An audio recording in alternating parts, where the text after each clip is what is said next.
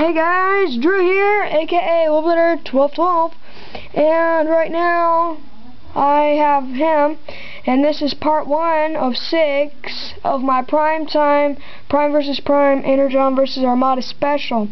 Okay, first I'm going to show you how to transform him, then I'm going to show you how to customize him, then I'm going to show you how to customize his trailer, then I'm going to show you Energon and that same thing.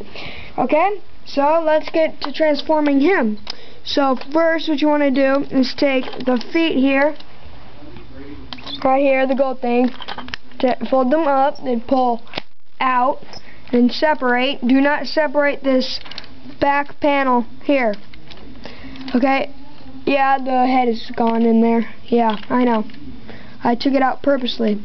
Okay, then take the grill, as you can see right there, and fold that down just like that.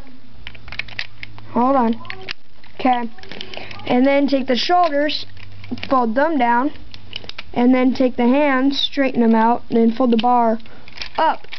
It is just like Deluxe Optimus Prime, but this came before it. So yeah, there you go. So bye-bye.